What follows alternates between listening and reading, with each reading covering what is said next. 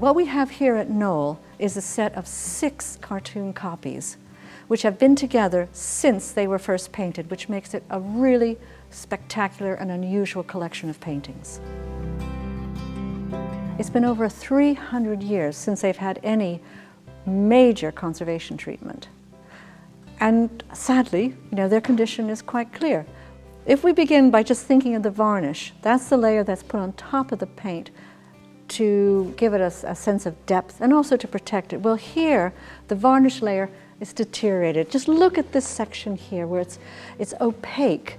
We know that there's an inscription at the base of where he's sitting, but we can't see it clearly because the varnish has so deteriorated.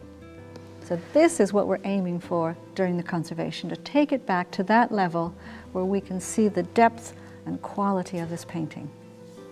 Well, we know that this painting is too large to make an exit out of the doorways of the cartoon gallery, so the only way of transporting it from Knole to our studio is to roll it onto a large cylinder. But before we can do that, we have to secure the paint, because these are very unstable. They're 17th century. When we get this painting back to the studio, we will be removing the old lining and then relining the painting with a more effective support. Primarily because, as you can see here, the bond between this old lining canvas and the original painting is now so weak that it can be removed fairly easily. One of the main methods that we're using in this project is cross-section analysis, which involves taking a tiny fragment of paint, mounting it in a special way, and then looking at it under a microscope at high resolution.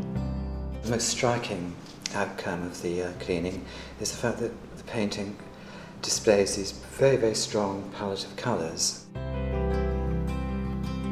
I think what's really been the most challenging aspect of this project is just the sheer size. We have 6 large paintings, and we want to be able to see all 6 at one time. So we're very lucky that we're actually in a chapel that gives us the space to see them. At this particular point in time, we've just completed the full cleaning of the painting. I use here the dry ground colours, and those are mixed with a varnish resin medium. The important thing about using this sort of medium rather than oil paint is the fact that it is readily reversible.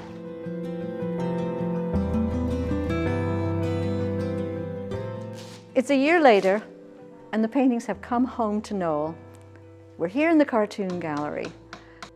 But look at them now. They're absolutely fantastic. We can see the colors, we can see detail in the figures, and it's all just so exciting to see them back here.